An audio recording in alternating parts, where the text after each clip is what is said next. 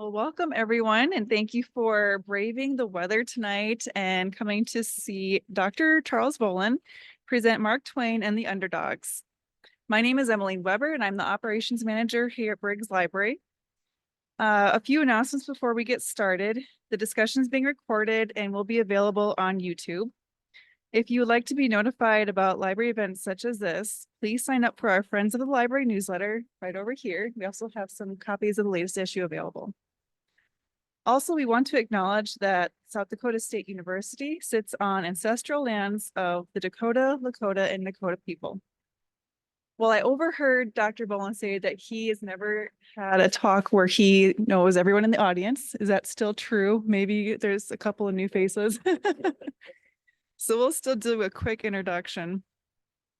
Dr. Charles Chuck Vollan is an SDSU Associate Professor of History with the School of American and Global Studies. Dr. Vollan started teaching history at the University of Nebraska-Lincoln in 1997 and has been teaching here at SDSU since 2006. His academic interests lie in American westward expansion, Native American history, social history, and prohibition history. Tonight, Dr. Vollan will be talking about American legend Mark Twain. He will discuss Twain's impact and his perspectives on American culture and politics, and describes Twain as an insightful social critic who is always ready to give an eager press his views on American attitudes and behaviors. No matter what the subject, Twain took the side of the underdog. And now please welcome Dr. Chuck Vollan.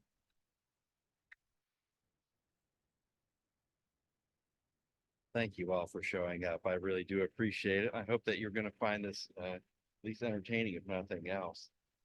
So Mark Twain is someone who well, he was a celebrity, a fairly early American celebrity, and he understood the power of celebrity. And he's one of the people that you see by, if you go back and you look for pictures of prominent Americans, there are a lot more of him than most. And if you're a student of newspaper history, there are an incredible number of interviews with Mark Twain because reporters just would grab him as soon as they saw him. And he didn't hold back. So Mark Twain was, of course, the pen name for a very real person, Samuel Clemens. And from our perspective today, or at least for a lot of folks, he was a humorist, a writer of often absurd short stories, such as the celebrated Jumping Frog of Calaveras County, or of children's stories like Tom Sawyer, or most notably The Adventures of Huckleberry Finn, a novel that English teachers have thankfully forced their students to read for over 100 years. Ernest Hemingway said of him that all modern American literature comes from one book by Mark Twain called Huckleberry Finn. He remains among the most read American authors around the world. Just the last month or so, we've got a brand spanking new book by the author Percival Everett, who's published a reimagining of Huckleberry Finn called James, from the perspective of Twain's escaped enslaved man, Jim. It's just come out. I haven't had a chance to read it, but it really looks wonderful. And even to this day, our nation's sort of most famous award for humor is the Mark Twain Prize. We just had that one just recently. And it seems like a lot of folks feel like they know Twain.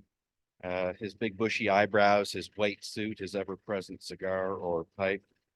Today, though, I think few people really know much about his later years.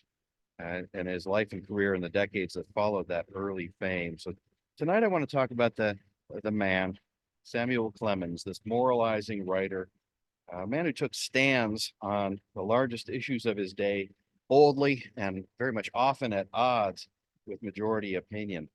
And Clemens in later decades took aim at what he saw as the greatest sham.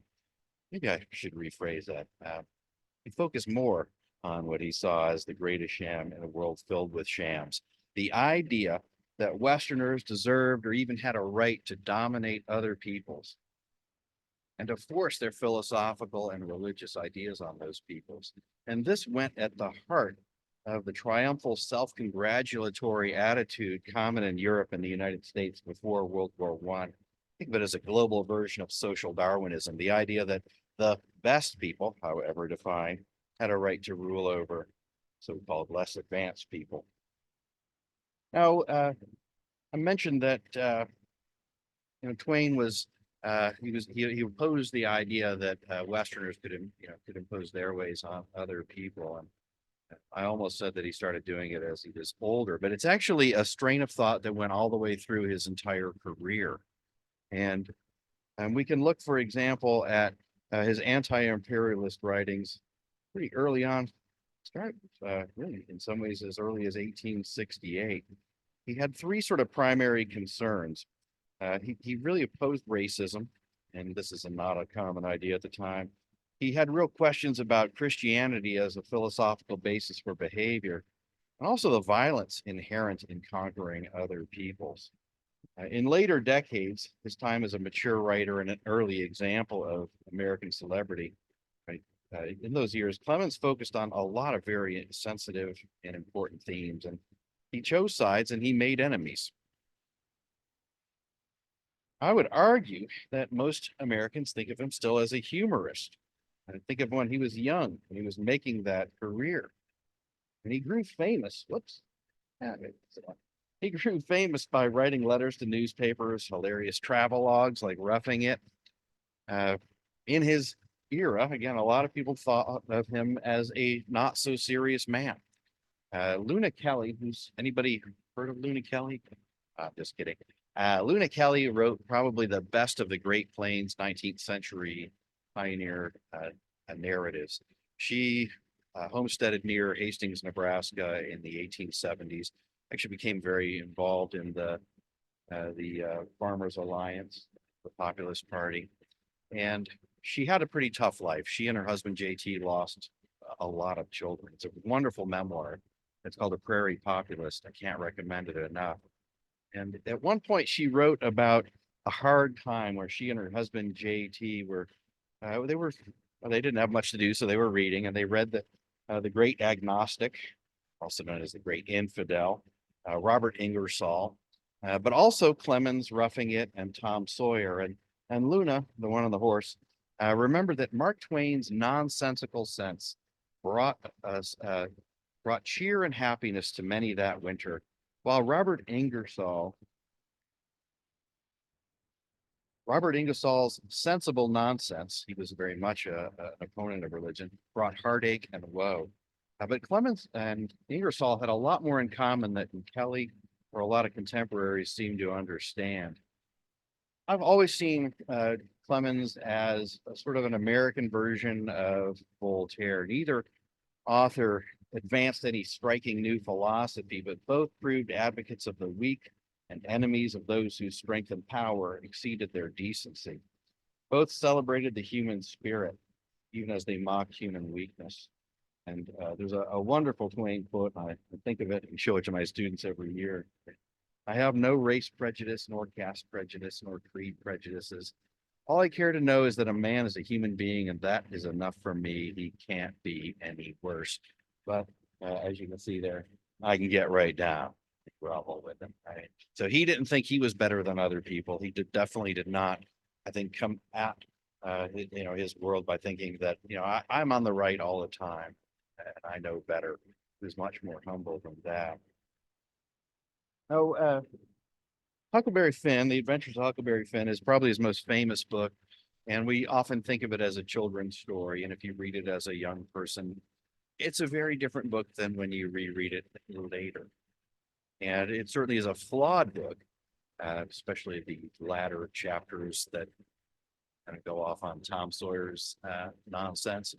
But it's also a very serious book, and it was really the first important attempt by a popular author to tackle the question of race. And when I think of Twain, I think of him as someone who came in this regard as close as you can to transcending your own time. That's a very hard thing to do.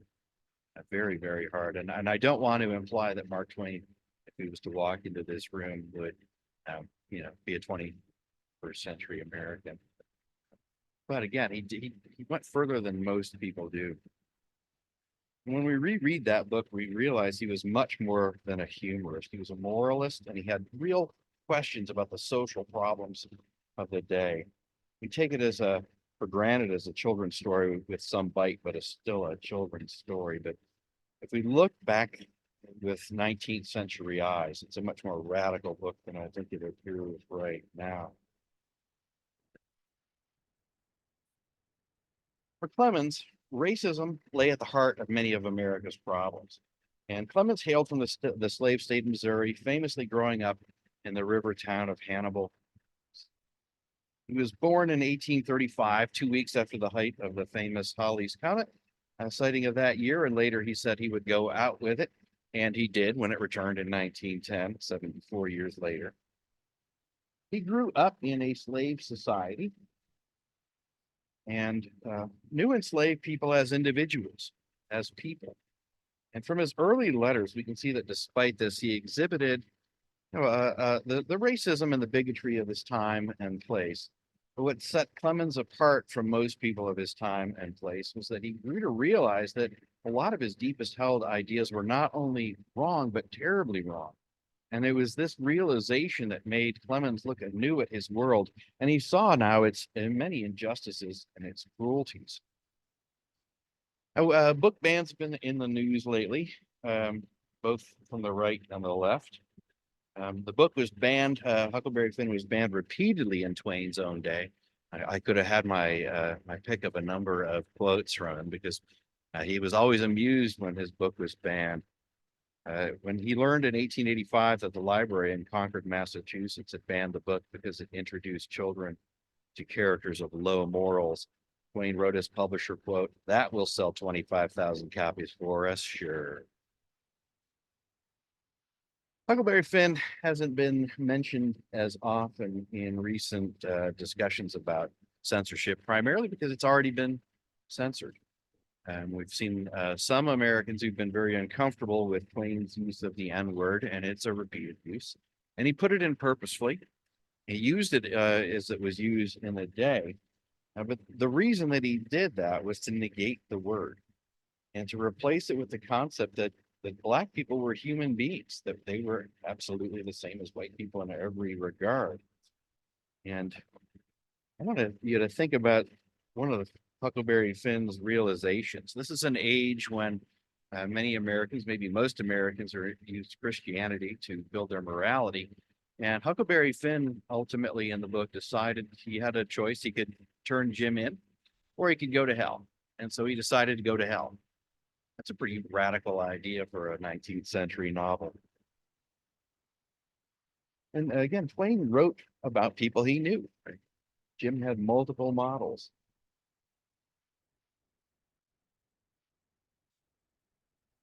Bit of advertising for him there. Clemens long introduced or exhibited a keener racial sensitivity than his contemporary, starting early in his career. If we look at Roughing It, and I should mention, I'm going to use some of the 19th century language. Roughing It was his story of going to the West, published in 1872. And he saw a lot that he didn't like in American behavior. And this was the first time we started to have any significant migration from China. And he did not like the way Americans treated the Chinese.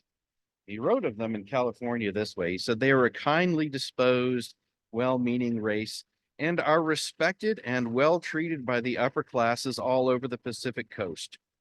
No Californian gentleman or lady ever abuses or oppresses a Chinaman under any circumstances, an explanation that seems to be much needed in the East. Only the scum of the population do it. They and their children, they and naturally and consistently the policemen and politicians. Likewise, for these are the dust-licking pimps and slaves of the scum, there as well as elsewhere in America." That's pretty strong language and not a common view from the time. And this is in an era where there's a tremendous amount of anti-Chinese violence. The folks who are arguing that racism was not that big of a deal in the past are doing so from either ignorance or ideology. And we've got all kinds of evidence of just terrible violence. Clemens, frankly, took a dim view of Christianity. He'd been raised as a Christian with exposure to Methodism and Presbyterianism. He sometimes referred to himself as an old Presbyterian. He certainly had a deep knowledge of the Bible, but his personal experiences gave him doubts. His family was rocked by death. By the time he was a teen, he'd lost four siblings and his father. And I always say that humor usually seems to come from pain. Mark Twain was a very funny guy. He had more than his share of pain. I've mentioned those deaths in his immediate family, and he loved his family that he had with his wife Livy, and he only outlived one of them, or only one of them rather outlived him. I should reverse that. His son Langdon died a little over a year and a half, but in 1872. His favorite daughter Susie died of spinal meningitis at 24 in 1896. His wife Livy died of heart failure at 58 in 1904. And his daughter Jean died during an epileptic fit in 1909, leaving only his daughter Clara to survive him. And he knew pain. She died in 1909. Susie did, I should say. Jean did. He knew pain, and he wondered why an all-powerful being would create it. It's quite a gaze he's got in this picture. And a number of the pictures I'm going to show you were taken by family members. If you see 19th century photographs, people usually look very straight-faced, serious. Part of that's because of the long exposure, but we've been trained to grin like idiots when someone pulls a camera out. I think everybody knows what I mean. You can definitely tell when it's a meaningful photograph. And he reacted by abandoning Christianity, and he spent years trying to understand how people could celebrate and worship what he called the swindle of life and the treachery of a God that can create disease and misery and crime, create things that men would be condemned for creating, that men would be ashamed to create. And he used his own intimate knowledge of the Bible to criticize Christianity as practiced. In his lifetime, he published a couple of important works on Christianity, extracts from Adam's diary and then Eve's diary. Extracts from Adam's diary 1904 and Eve's diary 1906. Those certainly raised eyebrows, but they weren't particularly potent attacks on Christianity. Most of his writings on Christianity came out after his death out of a combination of his own caution, the active efforts of his very religious wife, Livy, who was a very proper Victorian lady, and his good friend and author, William Dean Howells. After his death, his writings on Christianity became more and more well-known. And his most famous writings are a series of short pieces written from the perspective of biblical personages. The most well-known are 11 letters written by Satan to the archangels Gabriel and Michael, explaining how badly humans misunderstood the nature of reality, of divinity, and of heaven itself, which Clemens portrayed as a very rational, orderly world, unlike the image held by most Christians of his day. His Satan comes off as likable, and is amused by the human view of spiritual consciousness and the ways and will of any sort of supreme being portrayed as vastly different than the reality. So, and now you'll realize why I'm actually giving this talk. I just want to quote Mark Twain extensively. So from Satan's letter, this was the first letter. This is a strange place, an extraordinary place, and interesting. There is nothing resembling it at home. The people are all insane. The other animals are all insane. The earth is insane. Nature itself is insane. Man, though, is a marvelous curiosity. When he is at his very best, he is a sort of a low-grade nickel-plated angel. At his worst, he is unspeakable, unimaginable, and first and last, and all the time, he is a sarcasm. Yet he blandly and in all sincerity calls himself the noblest work of God. This is the truth I am telling you, and this is not a new idea with him. He has talked it through all the ages and believed it, and found nobody among all his race to laugh at it. Moreover, if I may put another strain on you, he thinks he is the Creator's pet. He believes the Creator is proud of him. He even believes the Creator loves him, has a passion for him, sits up nights to admire him, yes, and watch over him and keep him out of trouble. He prays to him and thinks he listens. Isn't it a quaint idea?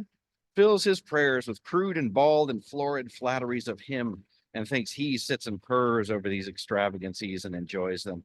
He prays for help and favor and protection every day and does it with a hopefulness and confidence too, although no prayer of his has ever been answered. The daily affront, the daily defeat do not discourage him.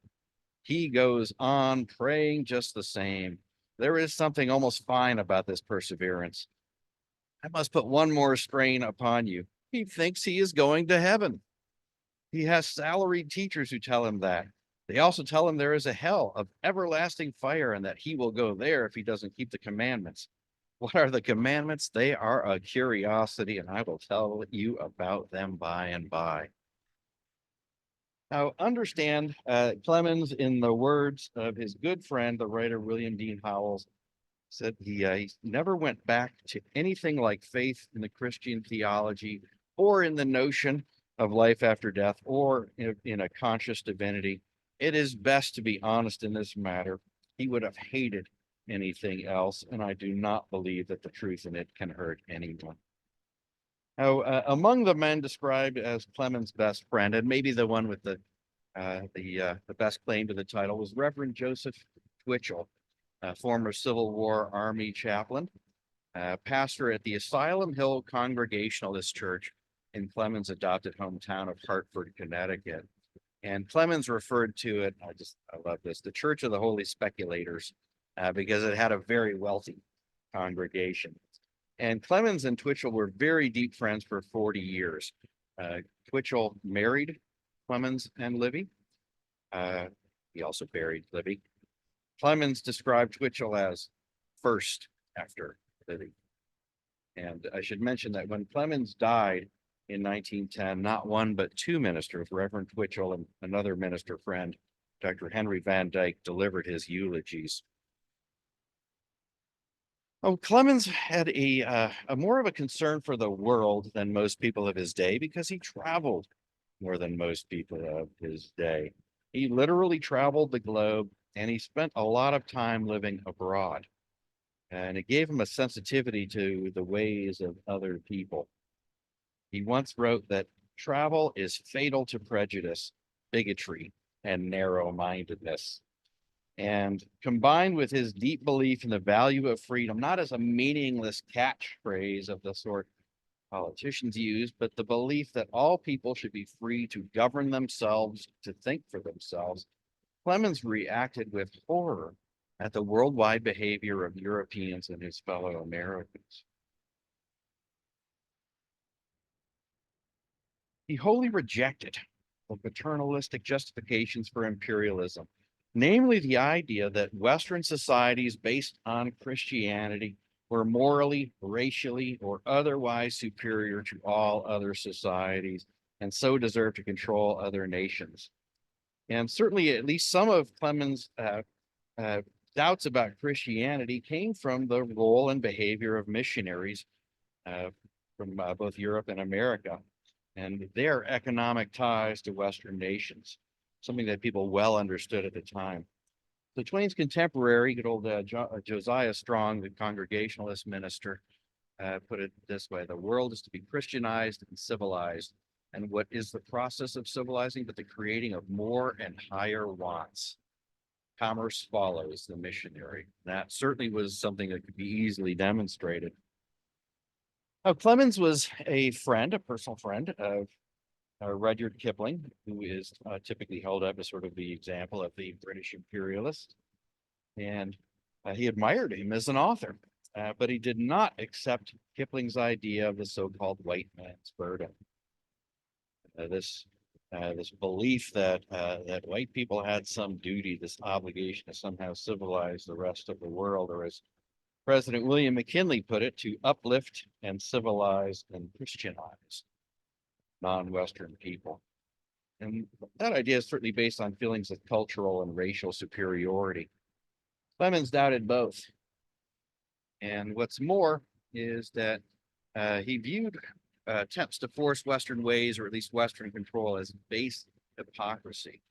And he certainly viewed religious justifications of the forced and violent domination of other peoples as the ultimate hypocrisy, a perversion of a religion rooted in the concept that thou shalt not kill. And again, I said, that I started by saying Twain was known as a humorist, but he started writing against imperialism in the 1860s.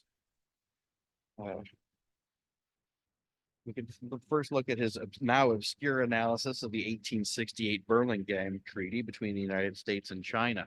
This was a treaty that sort of created formal relations between the countries. It argued that each country's citizens had a right to come to the other country. This is going to last real long here in America, that they should be treated well, that the law should be applied to them fairly. And in this, in this piece, he attacked the European creation of spheres of influence. The European powers carved up China into areas that they controlled. Here's what he wrote. He said, this doctrine was really held, notwithstanding the supremacy of China over these tracts of land, was recognized at regular intervals in the most substantial way, these by way of payment to the government of a stipulated rental. Again, these foreign communities took it upon themselves to levy taxes upon Chinamen residing upon their so-called concessions and enforce their collection. Perhaps those Chinamen were as well governed as they've been anywhere in China. Perhaps it was entirely just that they should pay for good government, but the principle was wrong. It was an encroachment upon the rights of the crown and caused the government uneasiness. The boundary thus passed there was no telling how far the encroachment might be pushed. And his views are going to develop over time.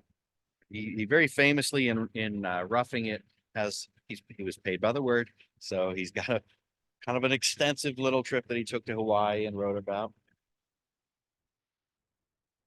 He wrote about a place that he really grew to love, and he went there in 1866 as a newspaper reporter, and he came away thinking that that annexation of Hawaii would be desirable and profitable. But by 1873, he saw annexation taking Hawaii within America's borders as wrecking a paradise filled with a people that he admired. And remember, newspapers loved Mark Twain. By 1873, he saw annexation again as a terrible idea, and he wrote with sarcasm, "We must annex these people. We can inflict upon them with our wise and beneficent. We can inflict upon them with our wise and beneficent government. We can introduce the novelty of thieves all the way up from the streetcar pickpockets to municipal robbers and government defaulters, and show them how amusing it is to arrest them and try them and turn them loose. Some for cash, some for political influence." American imperialism convinced him of the evils of controlling other peoples, and he lived abroad considerably after 1891, mainly because of this machine. Mark Twain, well, you've heard the phrase, there's a sucker born every minute. Mark Twain was a sucker. If somebody came by with a bonehead idea, could I invest in that?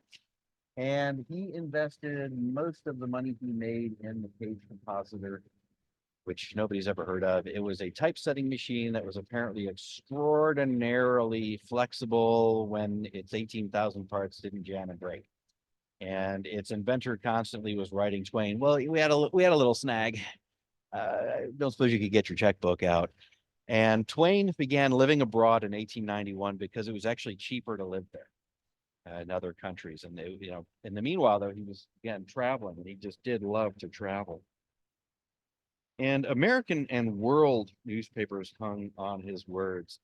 He once said to a newspaper, "I am not an American, I am the American," which sounds like he had a fat head, but actually he was much more well known than most Americans.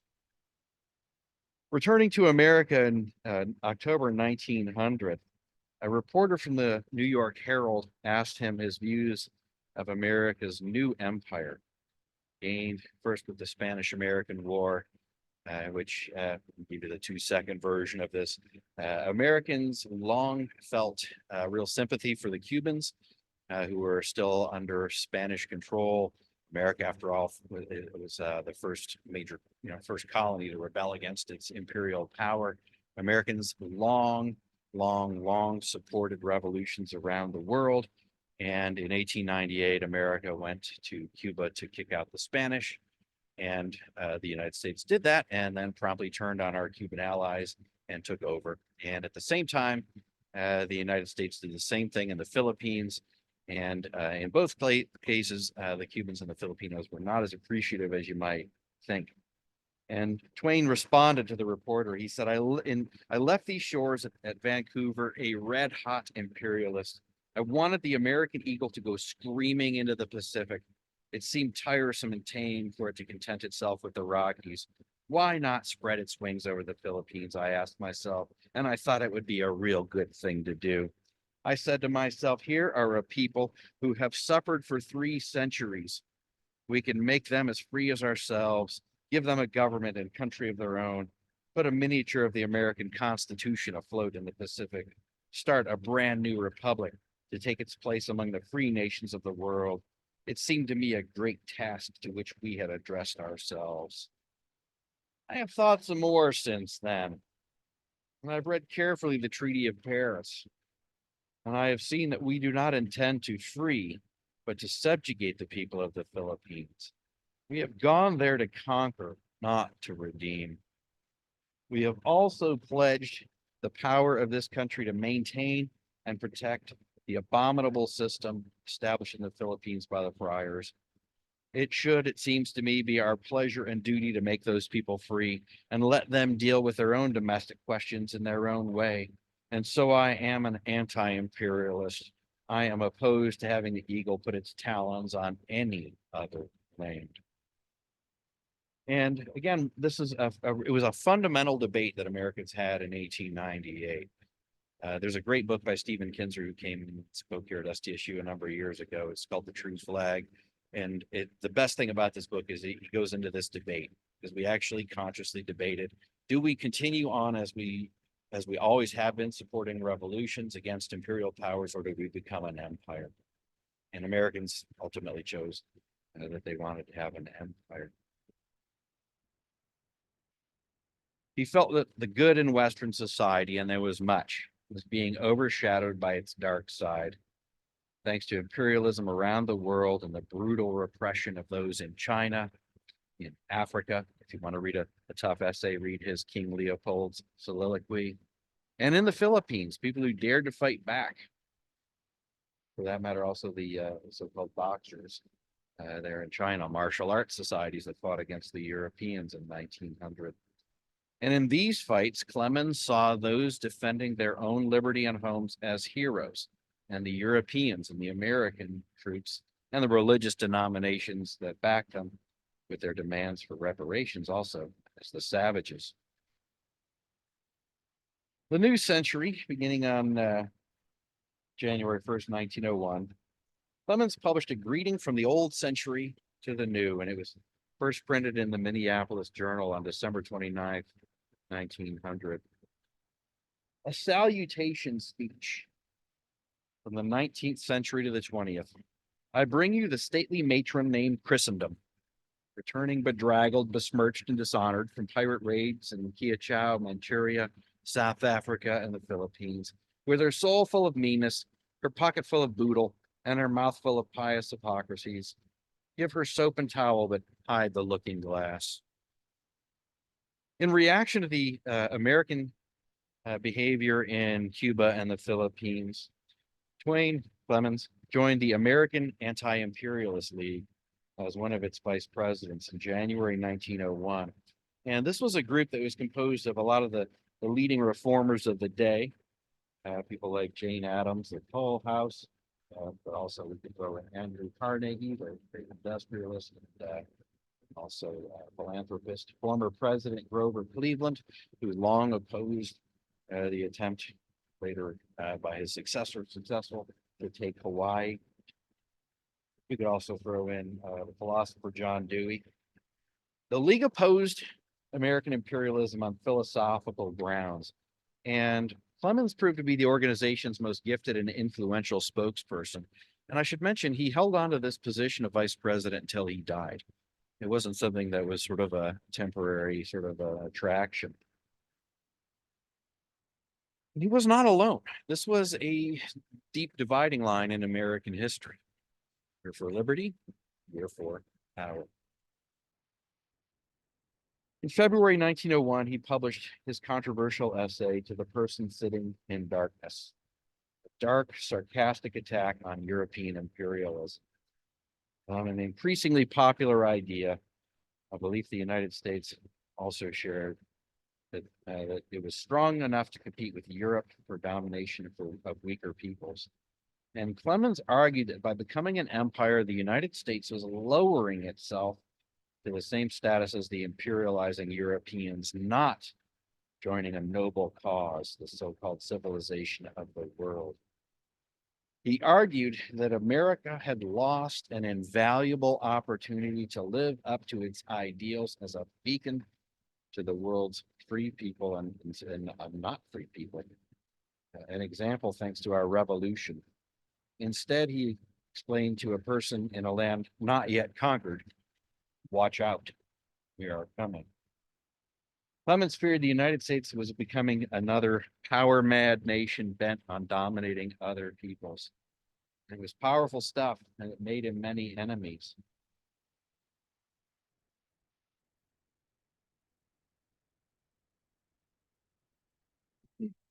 From the person sitting in darkness.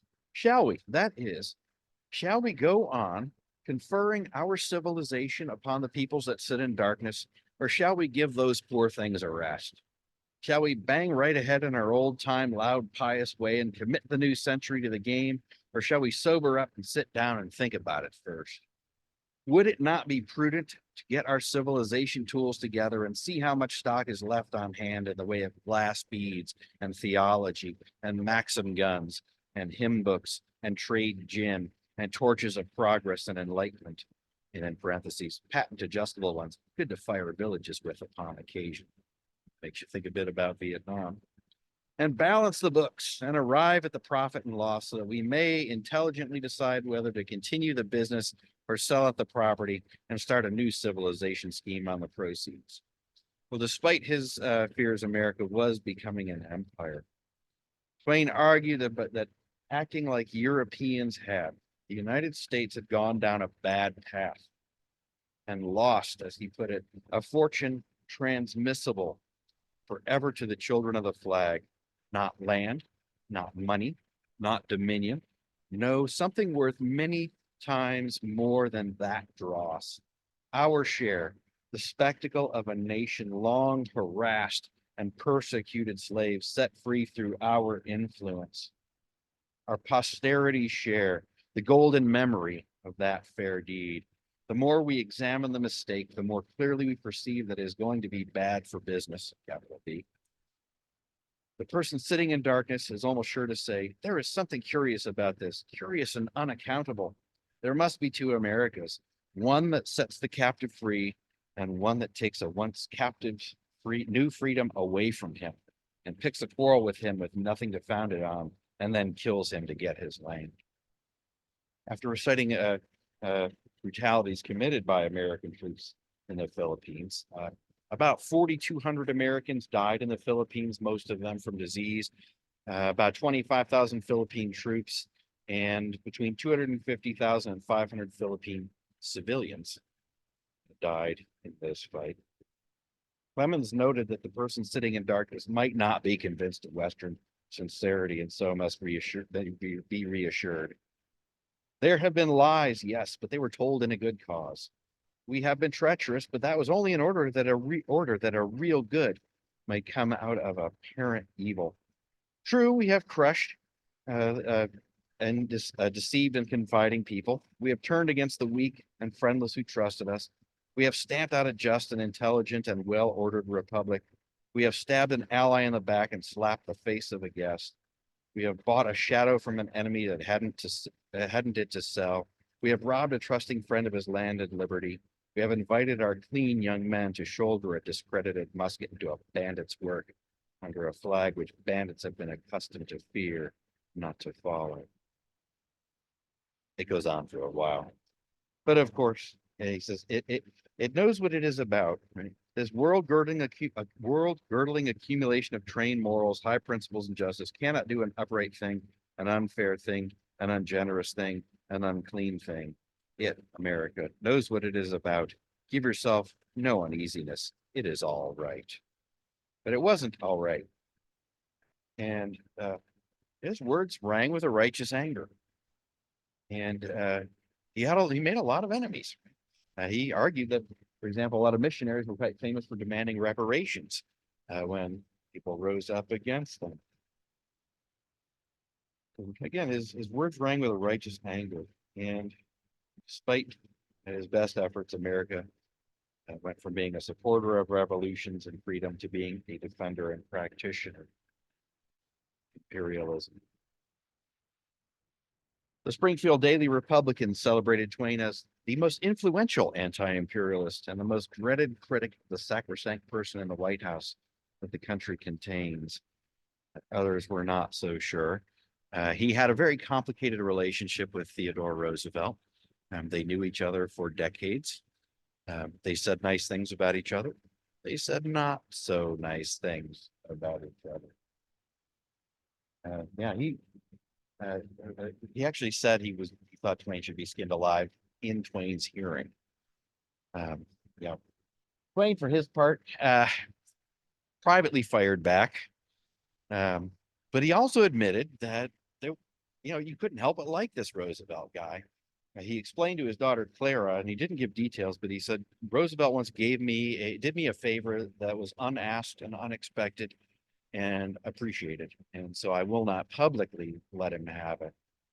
But they did spar a bit. And Roosevelt wasn't the only person who said Twain should be killed for his ideas.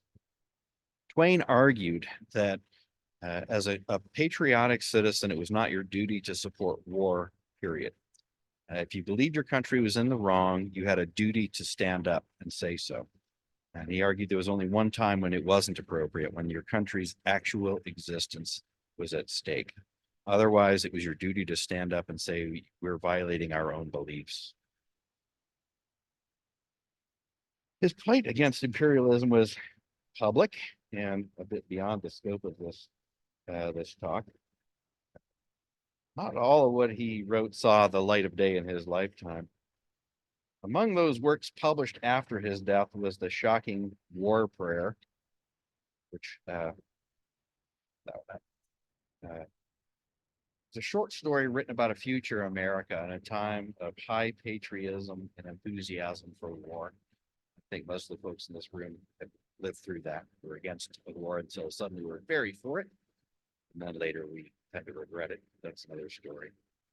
And he wrote this in 1905. Harper's rejected it, and it was only published in 1916 as Americans debated whether to join the mass bloodletting of World War I.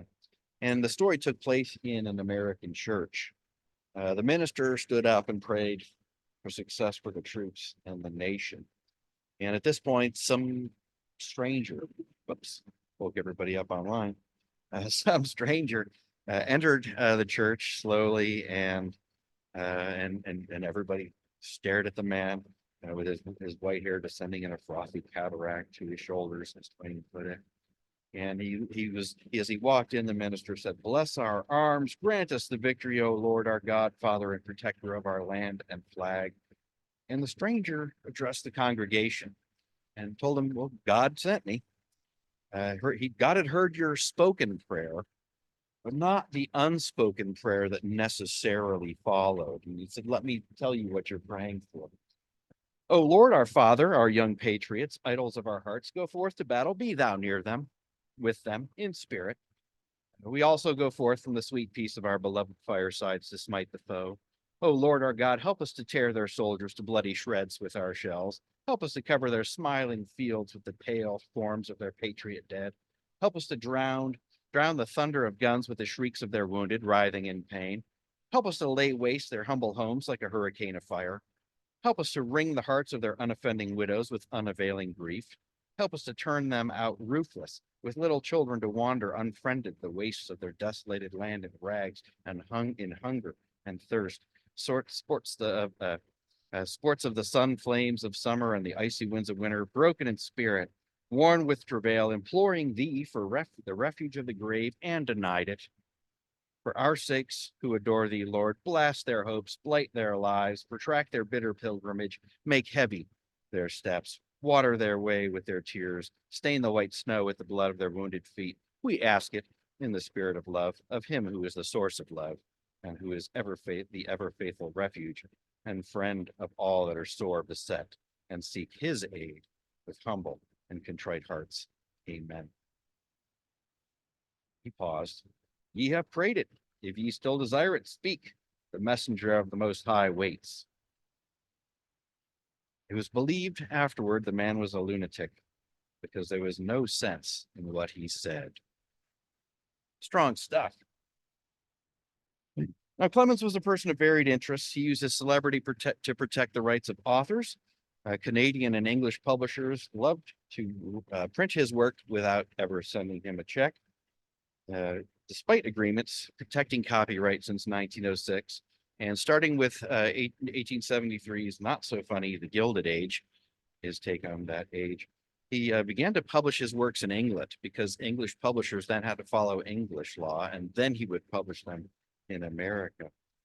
He tried to influence Grover Cleveland in reform. Nothing came of it, although he did testify before the U.S. Senate. In 1900, addressed the English House of Lords, and then very famously in 1906, he testified before a joint congressional committee in support of a bill to extend copyright to the author's life plus 50 years. And in doing so, he created the image that we all think of with Twain. This was when he broke out the white suit. And I should mention it's December. This was not normal December clothing. He assured reporters he was wearing long underwear underneath. And yes, they did ask. He'd grown sick of wearing black. He had a lot of mourning in his life, and he was sick of it.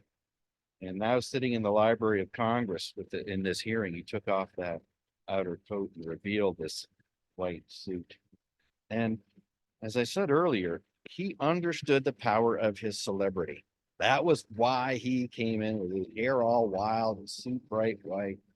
And the reporters of the day, they're often, if you look at newspaper stories of this event, there are two stories. There's the story of copyright, and then there are reporters asking, white suit, why the white suit? What's going on? And his congressional audience laughed loudly, but of course he had serious business in mind. Congress created the first copyright law in 1790, gave 14 years of protection with the option to renew for another 14 years. In 1831, Congress increased the initial protection to 28 years, but still 14 years after the author's death. And we're going to see Congress extend protection to visual works, photographs, and public performances, but not change the time. And he told this joint committee that it just wasn't fair. Publishers could continue to profit from the works longer than the families of the authors. So then they continue the enjoyment of those ill-gotten gains generation after generation forever, for they never die. And while he preferred protection in perpetuity, he said he'd settle for 50 years after his death. He said, I think that would satisfy any reasonable author because it would take care of his children. Let the grandchildren take care of themselves. And the next day, he showed up at the White House. Roosevelt admitted him. Roosevelt, of course, was a prolific author himself. It was a short conversation. Twain came out, told the reporters that Roosevelt was in complete agreement with the idea. We ought to go to 50 years. And he was speaking on behalf of a bill that was actually in Congress at the time. It failed, but in 1909, Congress did extend that 14 years after the author's death to 28 years. It took until 1976 to go to 50 years after the life of the author. In his last decade, he used his celebrity often and generally to better effect than his anti-colonial efforts.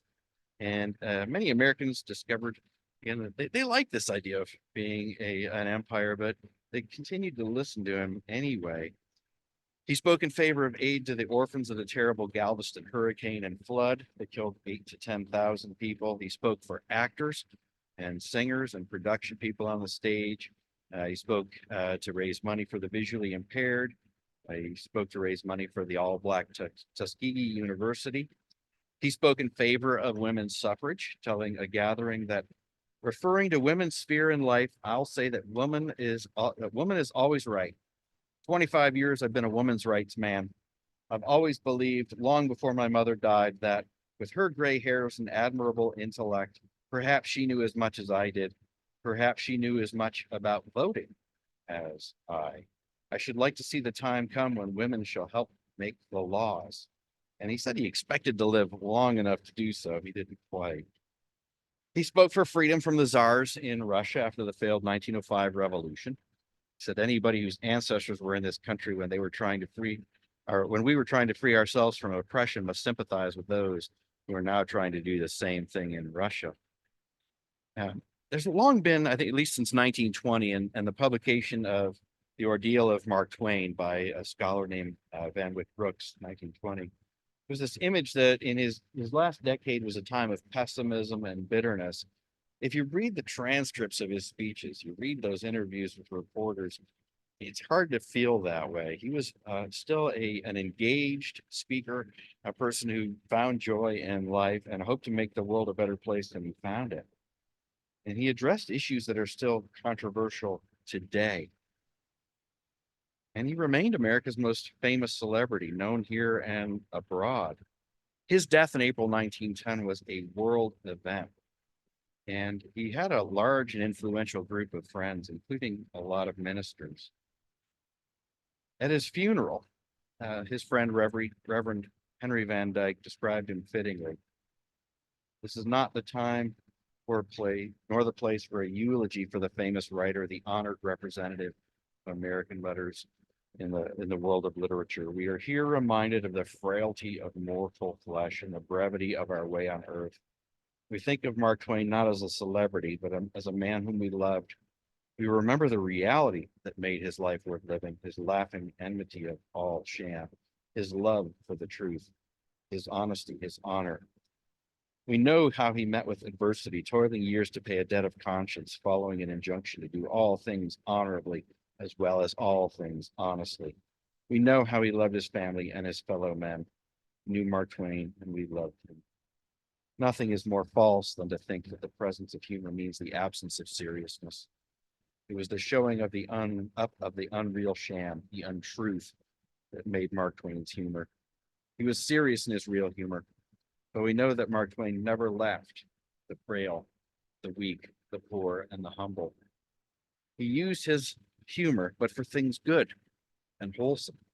He made fun without hatred. He laughed many of the world's false claimants out of court. Under his humor, he made us all feel the pathos of life's realities. He exposed the shame. Thank you. Thanks for putting up with me. Any questions out there? No.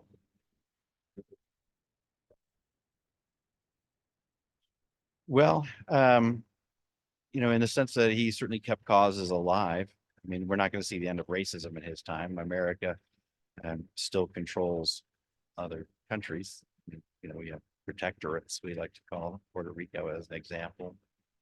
Guam. The United States had a very long control over Cuba. I think he probably did come out on sort of the losing argument, the losing side.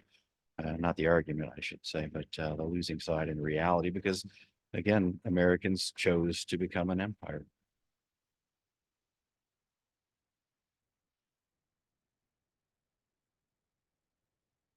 Well, he represented some important strains of thought in American culture. I mean, the American Anti-Imperialist League existed for quite a while. Again, it became sort of a hobby sort of a thing because the country had become an empire.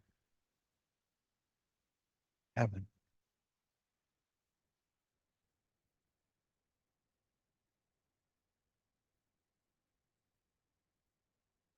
Yeah. Right.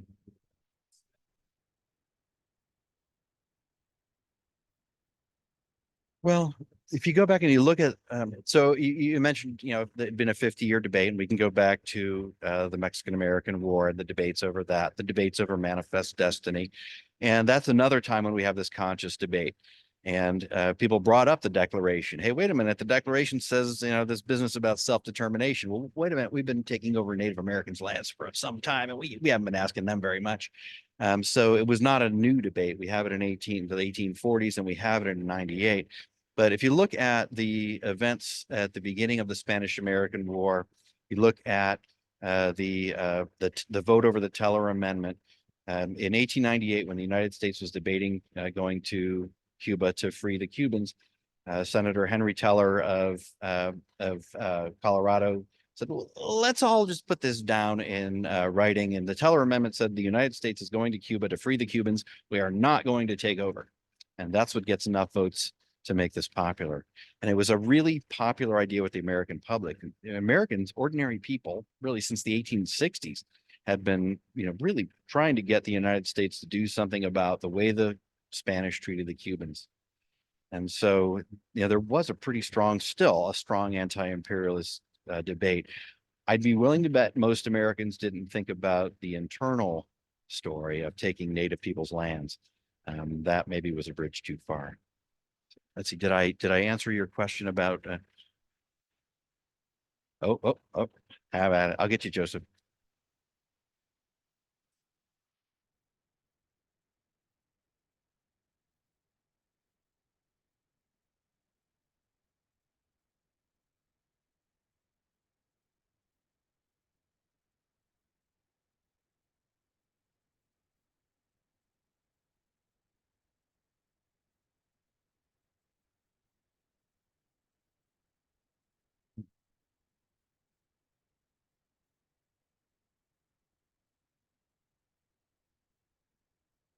Well, if you've read Roughing It, and I recommend it highly to everybody, going out west exposed him to all sorts of new people, and he'd grown up in a little tiny town in Missouri, right? And now he was in Virginia City, and then he went off to San Francisco, and he goes off to Hawaii, and he's literally meeting people from around the world. We always think about maybe the Chinese coming here, but actually the world came in 1849. And as we had strike after strike after strike, people kept coming. And, for a lot of Americans, the West was, almost like a dreamscape. It was so vastly different from home.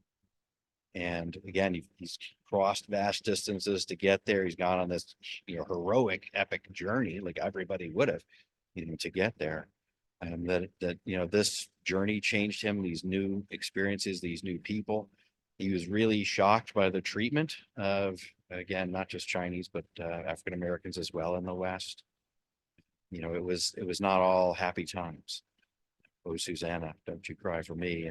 That's kind of an idealized view of it. But if you were, say, going back to the 1849 in California, there was a foreign miners tax. Well, it's not charged to the Irish miners. It's not charged to German miners. If you are Chinese, you're going to be paying the foreign miners tax. And if you can't pay it, they're going to kick you off your claim, and an American is going to come in and take it. So I think he saw a lot of injustice, and it just didn't sit right with him. He was somebody who had, as my wife likes to say, justice issues. He was upset by that fundamentally. Answer it for you.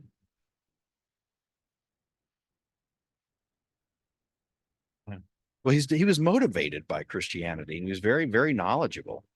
But again, he was, I would never call him an agnostic, or an atheist. I would not say that.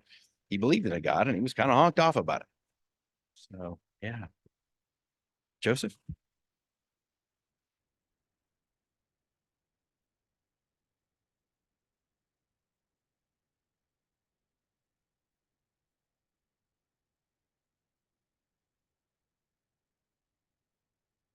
So, so the question was there pushback from the religious community? Yes, absolutely.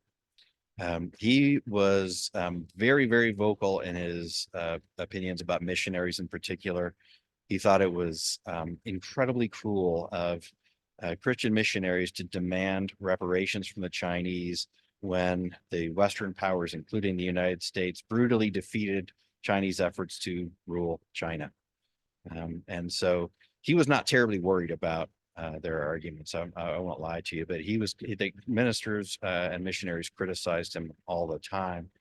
I don't know that, I'm not entirely sure how much the American public, was aware of some of those writings. There's a famous story that a woman came up to him and said, "Oh, God bless you, Mr. Twain."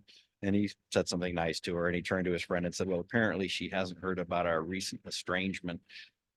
So, um, he had religious friends. He and Twitchell were famous for their very long walks. They would walk for tens of miles, and they had a lot of religious conversations. He had a lot of friends who were ministers, but they all understood he was on the other side of the line, and they still seem to respect him for it.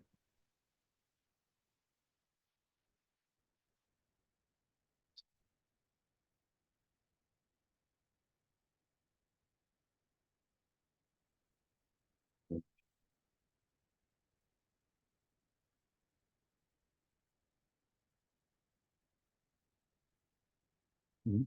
Oh, yes.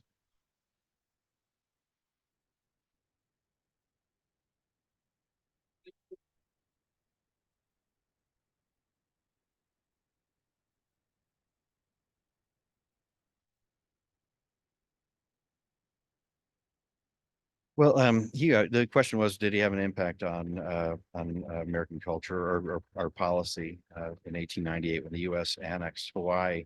Um, this was a something of a partisan question. Under Harrison, there was this initial coup that American military leaders, without any direction to do so, following the behest of missionaries and fruit companies. We overthrew the government, and then the next president, Cleveland, rejected that. And then in 1896, the Republican Party put annexation of Hawaii in its platform. And at this point in time, Twain did not have a whole lot of sway in the Republican Party, because the Republican Party was emphatically by now an imperialist nation. Got another one.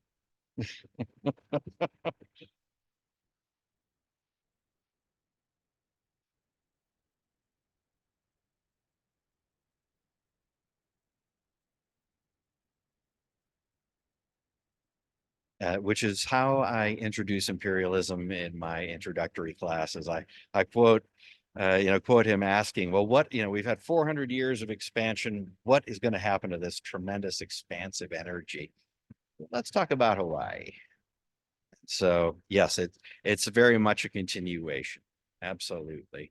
And if you go, and I don't know if you're familiar with the combat in the Philippines in particular, there's it's very much a continuation of the Indian Wars. They talked about areas that the United States didn't control as Indian country. I mean, they used the exact language. And so yeah, this is all part and parcel of the same, sort of attitudes.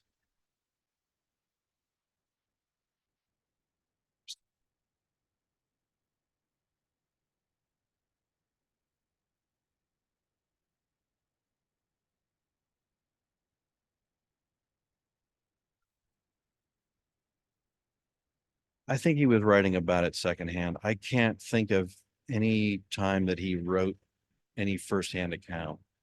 But remember that, especially in the Philippines, this is well covered by the press, and more so, a lot of the soldiers who went over there were writing letters back. Here in South Dakota, Senator Richard Pettigrew, who started in the Republican Party, hit every party in South Dakota until he died. He was a socialist when he died. He was also a major anti-imperialist. And during the war, he was standing on the floor of the Senate reading letters from a South Dakota soldier who died there. And, he was reading these over, like, as he's getting them. And then he tells the Senate eventually, and he died fighting this war he didn't believe in because he went over there to free the Filipinos. He didn't go over there to subjugate the Filipinos. Right. So there were a lot of letters coming back, and if you were not in favor of imperialism, they were going to circulate in your community for sure. Did you still have one, or okay, Joseph?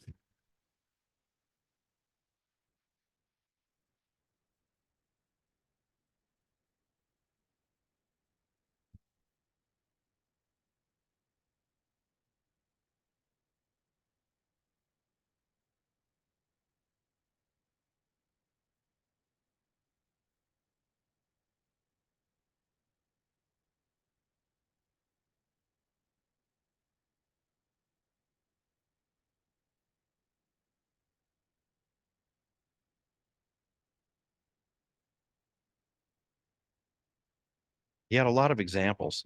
So the question was, about him, just for the folks at home, and having seeing a lot of things in his lifetime. If you read King Leopold's soliloquy, you're aware of what the Belgians were doing in the Congo. It was incredibly brutal. They were cutting people's hands off if they didn't harvest enough rubber, things like that. And so he had lots of examples, and that's why he wrote King Leopold's soliloquy. He wrote it from King Leopold's perspective. It's kind of a dark and sarcastic little bit of a response. I'd recommend it highly. His later writings are, they're, like I said, they're filled with sort of a righteous rage at what was happening. He saw an awful lot, as you said.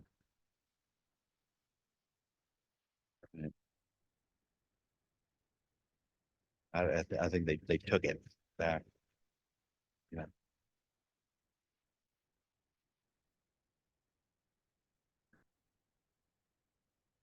And that is one of those ironies is, Europeans always said, we're preparing these people wherever for democracy by taking away democracy and destabilizing their countries for, yeah, generations. So it's a sad story.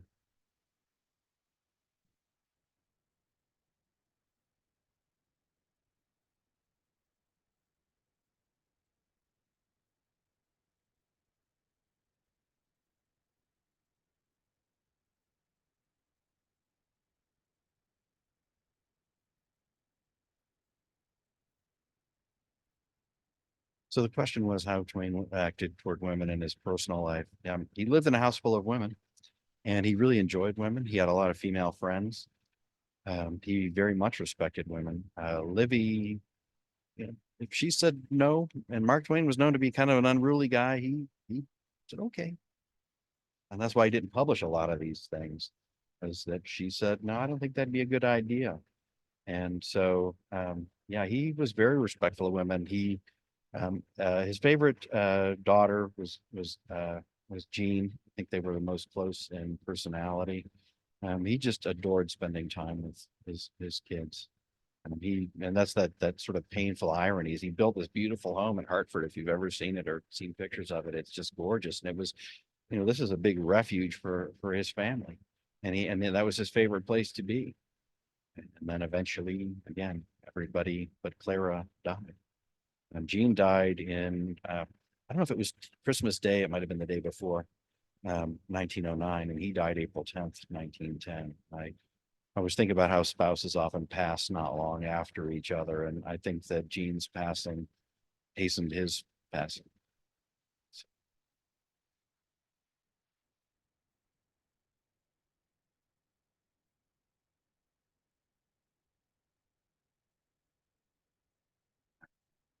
Which, yeah.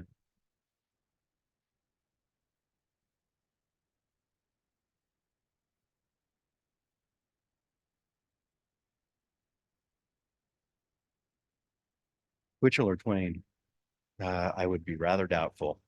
Catholics and Protestants didn't always get along real well. They weren't killing each other like it was the 1840s, but there was this is an oil and water sort of a situation.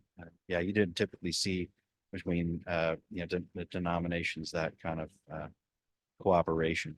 With Protestants, yes, they've certainly worked with other Protestants, but I think about like the WCTU, they liked occasionally when the Catholic Church would agree with them, but they didn't go out of their way to attract Catholics, and often said things that were incredibly offensive to Catholics. So yeah, today we don't think about this antipathy between the two major branches, but it was still very strong then. as I often like to ask my students, how many Catholic presidents have we had again anyway? Depending on their political persuasion, they tell me too. But anyway, so yeah. Well, I believe we've run out of time, and I want to extend a sincere thanks. As a historian, I would have stood here and talked without you, but I appreciate so much that you were here. And I hope you all have a really lovely night. And if you get a chance, honestly, go read some of these essays. They're online. Um, there's a great book by a scholar named Jim Swick, and I apologize after an hour of talking, my could be a little smarter, but ZWICK, who wrote a lot about Twain's anti-imperialist writings, and put a lot of evidence up on the internet. Unfortunately, he died far too young, and then all that wonderful stuff on the internet went away. So I suppose there's a lesson in there for all of us, but it's there's all of this is all very easily available. And if you go to, for example, the Internet Archive, archive.org, they have a very good book digitization page, and all of these essays are out there. Well, be safe, drive carefully, and we'll see you all down the road.